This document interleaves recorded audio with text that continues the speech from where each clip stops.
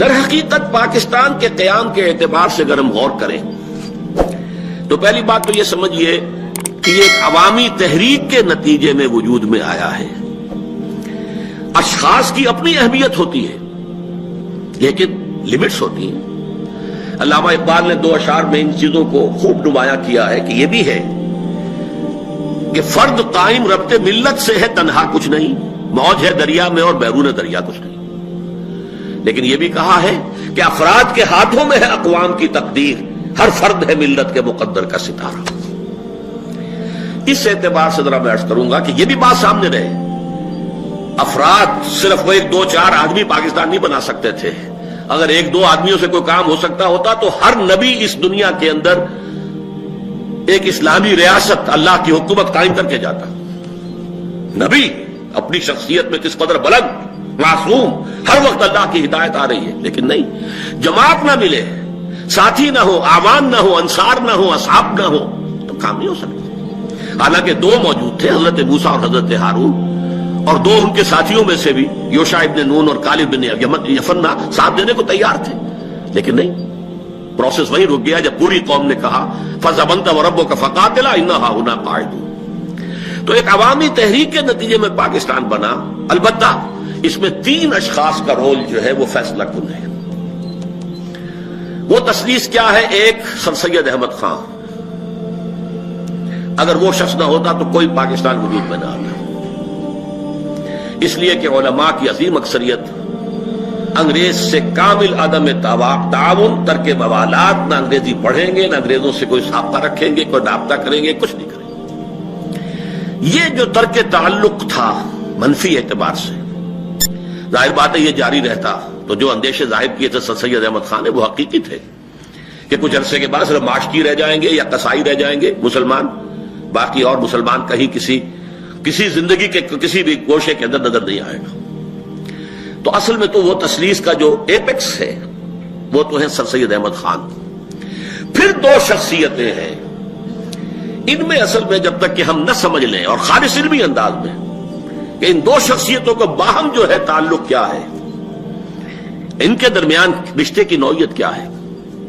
یہ 2 عظیم ترین شخصیتیں ہیں، قائد اعظم مرحوم اور علامہ اقبال مرحوم۔ عجیب بات ہے، دونوں بالکل ہم عصر ہیں، ایک کی ولادت ہو رہی ہے 25 دسمبر 1876 کو، اور علامہ جو ہے پیدا ہو رہے ہیں نومبر 1877 میں، 1 سال سے بھی کم کا فرق۔ پھر یہ کہ اگرچہ قائد اعظم کو اللہ نے زندگی زیادہ دے دی ہے، لیکن یہ کہ بہرحال یہ پورا دور ان کا ہم عصر، ہم اور لوگوں کی حیثیت سے ان کا معاملہ رہا ہے۔ ان دونوں شخصیتوں کے اعتبار سے میں چند حقائق ہیں جو چاہتا ہوں کہ سامنے آئیں۔ دیکھیے، مسلم لیگ جب قائم ہوئی ہے تو نہ قائد اعظم اس میں شامل ہوئے اور نہ علامہ اقبال۔ علامہ اقبال تو باہر تھے انگلستان میں 1906 میں، قائد اعظم یہاں تھے لیکن اس وقت وہ ایک نیشنلسٹ مسلمان کی حیثیت سے تھے۔ دادا بھائی نورو جی جو صدر تھا کانگریس کا، اس کے سیکریٹری تھے، اور 1906 میں وہ کانگریس میں شامل ہوئے، مسلم لیگ میں نہیں۔ پورے 7 برس تک وہ کانگریس کے صرف رکن رہے، مسلم لیگ میں نہیں آئے۔ سن 1913 میں آئے ہیں مسلم لیگ میں، اور وہ بھی مولانا محمد علی جوہر مرحوم کے کہنے سے، جبکہ وہ کانپور کی مسجد کا جو جھگڑا چل رہا تھا اس کے سلسلے میں انگلستان گئے ہوئے تھے، وہاں جا کر انہوں نے ان کو آمادہ کیا کہ شامل ہو۔ پھر جو شامل ہوئے ہیں اور کئی سال تک بیک وقت کانگریس اور مسلم لیگ دونوں کے رکن رہے، اور انتہائی کوشش کرتے رہے کہ ان دونوں میں اتحاد ہو جائے، کوئی فارمولہ طے ہو جائے، کوئی ایسی شکل ہو جائے کہ مسلمانوں کا مستقبل محفوظ ہو جائے، اور ہندو اکثریت جو ہے اسے جیسے کہ روڈ رولر ہوتا ہے اس طریقے سے اس کو پھیر نہ دے، ختم نہ کر دے، کچل نہ دے۔ انتہائی کوشش کی، انہی کی کوشش سے 1915 میں مسلم لیگ کا سیشن بھی ہوا بامبے میں اور کانگریس کا بھی، جس کے نتیجے میں میثاق لکھنؤ وجود میں آیا۔ اور آپ کو معلوم ہے گوکھلے نے کہا تھا کہ یہ ambassador of Hindu Muslim unity ہے، یہ مسلم ہندو اتحاد کا سفیر ہے، قائد اعظم۔ یہ تو اس کے بعد پھر یوں سمجھیے کہ ان کی زندگی میں چونکہ یہ قریب ترین ان کا مشاہدہ تھا، ہندو کی ذہنیت کو جس قدر قریب سے انہوں نے دیکھا ہے، ظاہر بات ہے اور کسی نے نہیں دیکھا۔ کانگریس کے رکن رہے، اس کے اہم لیڈروں میں رہے، جو بھی معاملات ہو رہے تھے ہندو مسلم، اس میں وہی تھے کہ اسپوکس مین تھے مسلمانوں کی طرف سے، وہ در حقیقت اس ذہنیت کی وجہ سے مایوس ہوئے ہیں کہ ان سے کسی انصاف کی، کسی فیئر پلے کی کوئی توقع نہیں۔ گویا کہ انہیں جو ہے ایک ہندوؤں کے منفی تجربے نے ادھر جو ہے دھکیلا ہے، تو نے اچھا ہی کیا، دو سہارا نہ دیا، مجھ کو لغزش کی ضرورت تھی سنبھلنے کے لیے۔ اس کے برعکس معاملہ ہے علامہ اقبال کا، بھی یہ نوٹ کیجئے۔ یہ انگلستان جب گئے تو اس سے پہلے ایک شاعر تو تھے، لیکن شاعر جیسے شاعر ہوتے ہیں عام طور پر، گل و بلبل کی داستانیں بھی ہیں، ہجر و وصال کی داستانیں بھی ہیں، اس کے ساتھ ہی وہ ہندی قوم پرستی بھی ہے، سارے جہاں سے اچھا ہندوستاں ہمارا، اور ہم بلبلے ہیں اس کی وہ گلستاں ہمارا، جو بھی تھی نظم، یہاں تک کہ وہ برہمن سے کہہ رہے ہیں سچ کہہ دوں اے برہمن گر تو برا نہ مانے، یہ تیرے جو ہے یہ بت تو بہت پرانے ہو گئے ہیں، اپنوں سے بیر رکھنا تو نے بتوں سے سیکھا، وائس کو بھی سکھایا جنگ و جدل خدا نے، اور پتھر کی مورتوں میں سمجھائے تو خدا ہے، خاک وطن کا مجھ کو ہر ذرہ دیوتا ہے، دیوتا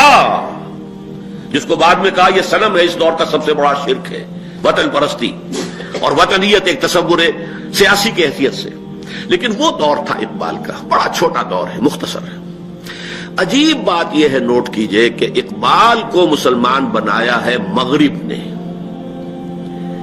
3 سال جو انگلستان اور جرمنی میں گزارے ہیں در حقیقت قلب ماہیت علامہ اقبال کی وہاں ہوئی، اور یہ وہ ہے در حقیقت مشاہدہ جو میں سن 70 میں کر آیا تھا انگلستان میں۔ میرے چھوٹے بھائی ڈاکٹر افسار احمد وہاں پی ایچ ڈی کر رہے تھے، تو میں پہلا دورہ تھا میرا، میں نے وہاں دیکھا پاکستان ہاسٹل جو تھا اس میں پی ایچ ڈی کیے ہوئے، ایک کر لی ہے دوسری کر رہے ہیں، اس طرح کے طلباء تھے وہاں پہ، کوئی گریجویشن والے تو نہیں تھے، سب پوسٹ گریجویٹ، بلکہ ایم اے کے باہر اوپر، لیکن یہ کہ وہ بیٹھے ہیں، قرآنک سٹڈی سرکل ہے، قرآن پر غور ہو رہا ہے، ہر ایک پڑھ رہا ہے تاکہ اس کی اصلاح ہو جائے اگر پڑھنے میں غلطی ہے، تجوید کی غلطی ہے۔ میں حیران ہوا کہ پاکستان میں تو اس سطح کے لوگ کبھی بھی اس قسم کی کسی ایکٹیویٹی میں نہیں دیکھے گئے، یہ یہاں کیا ہو گیا؟ تو میرا تجزیہ یہ تھا، جن لوگوں کی ابتدائی جو تربیت اور خاندانی پس منظر میں دین تھا، بعد میں کسی وجہ سے وہ دب گیا ماحول کے، یہاں پر تو وہ دب گیا،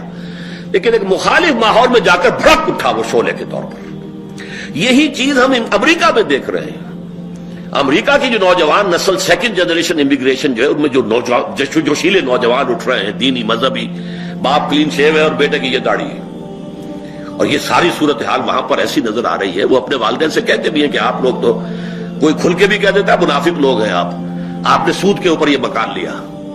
اور آپ نے سود جو ہے اس کے اوپر، مورگیج کے اوپر جو ہے مسجد بنائی ہے، سب منافقت ہے، کھل کر کہنے۔ یہ سارا جو ایک رد عمل ہوتا ہے، مسلمان کو مسلمان کر دیا طوفان مغرب نے۔ اقبال کا معاملہ یہ ہے، اب جو وہ واپس آیا ہے تو وہ احیاء اسلام کا نقیب بن کر آیا ہے، وحدت ملی کا ہدی خواں بن کر آیا ہے۔ اب اس کا ترانہ ہی اور ہے، چین و عرب ہمارا، ہندوستان ہمارا، مسلم ہے ہم وطن ہے سارا جہاں ہمارا۔ تو نوعیت بدل گئی، قلب ماہیت ہے۔ اب اس کی باغ ذرا 1924 میں چھپ چکی ہے، آپ اندازہ کیجئے طلوع اسلام، غور کیجئے ان نظموں کے اوپر، کتاب ملت بیضا کی پھر شیرازہ بندی ہے، یہ شاخ ہاشمی کرنے کو ہے پھر برگوبر پیدا، نوا پیرا ہو اے بلبل کے ہو تیرے ترنم سے، کبوتر کے تنے نازک میں شاہی کا جگر پیدا، سبق پھر پڑھ صداقت کا، شجاعت کا، عدالت کا، لیا جائے گا تجھ سے کام دنیا کی امامت کا۔ یہ جذبہ، اور دیار مغرب کے رہنے والوں، خدا کی بستی دکان نہیں ہے، کھرا جسے تم سمجھ رہے ہو اب ذرے کا معیار ہوگا۔ یہ سارا جو تھا، اور یہ غلغلہ 1908 سے لے کے 1924 تک اقبال چھا چکا تھا، ہندوستان کے مسلمانوں کی جو ذہنی، فکری، نفسیاتی فضا تھی، اس میں اقبال کا یہ پیغام آ چکا تھا۔ اس پس منظر میں اقبال 1930 میں صدارت کر رہے ہیں مسلم جی کے سیشن کی، اور آپ کو معلوم ہے کہ وہاں جو 3 کام انہوں نے کیے، نمبر 1 اس خطبے کے اندر مسلم نیشن ہوڈ فلسفیانہ دلائل کے ساتھ اس کا اس بات کیا ہے۔ نعرہ لگانا اور بات ہے، فلسفیانہ انداز میں اس کے لیے دلائل دینا، ثابت کرنا، ناقابل تردید دلائل کی بنیاد پر، سوشیولوجی اور سیوکس اور پولیٹیکل سائنس کے اصولوں کے حوالے سے۔ نمبر 2 انہوں نے پیشین گوئی کی ہے، یہ ایک پروفیسی تھی، پیشین گوئی کی ہے کہ ہندوستان کے شمال مغرب میں ایک آزاد مسلمان ریاست قائم ہوگی. اس نے ڈیسٹنی، لفظ ڈیسٹنی استعمال کیا. یہ ڈیسٹنی ہے. بلکہ آگے چل کر مطالبہ بھی کیا ہے. میں مطالبہ کرتا ہوں کہ ان صوبوں کو ملا کر ایک جو ہے اسٹیٹ بنائی جائے. لیکن اصل شے جو ہے وہ وہاں پر، اسی لیے میں نے علامہ اقبال کے لیے مصور پاکستان، مفکر پاکستان کے علاوہ ایک لفظ کا اضافہ کیا ہے، آپ کے علم میں شد آیا ہو، مبشر پاکستان، بشارت دینے والے کہ پاکستان چاہے نام نہیں تھا اس وقت، لیکن ہندوستان کے شمال مغرب میں ایک آزاد مسلمان ریاست قائم ہوگی. نمبر 3 جو اہم تر بات ہے جس کی طرف میں آپ کو توجہ دلانا چاہتا ہوں، در حقیقت اسی خطبے میں نظریہ پاکستان ہے. وہ نظریہ پاکستان کیا ہے کہ اگر ایسا ہو گیا کہ ہمیں یہ ہندوستان کے شمال مغرب میں آزاد مسلمان ریاست مل گئی تو ہمیں ایک موقع مل جائے گا کہ اسلام کے چہرے پر جو بدنما داغ آ گئے تھے عرب ملوکیت کے زمانے میں، عرب امپیریلزم کے الفاظ خطبے میں، یعنی آج کی دنیا اسلام کو دیکھتی ہے بنو امیہ کا اسلام، بنو عباس کا اسلام، اور یہ جو سلاطین تھے ترک ان کا اسلام، وہ خلفاء بھی کہلاتے تھے. تو یہ اسلام تو کچھ اور ہے، یہ اصل اسلام تو نہیں. اصل اسلام تو تھا دور نبوی کا اور دور خلافت راشدہ کا. لیکن یہ دنیا اس کے حوالے سے اسلام کو دیکھتی ہے. اسلام کے چہرے پر یہ داغ اور دھبے آ گئے، چیچک نکلی ہے، اور یہ سارا چہرہ جو ہے دھبوں سے داغدار ہے، داغ پڑے ہوئے ہیں.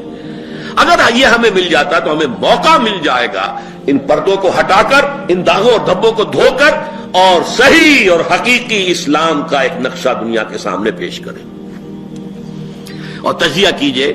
عرب امپیریلزم سے پہلے کا اسلام کون سا ہے؟ خلافت راشدہ کا اسلام ہے. چاہے لفظ یہ استعمال نہیں کیا انہوں نے،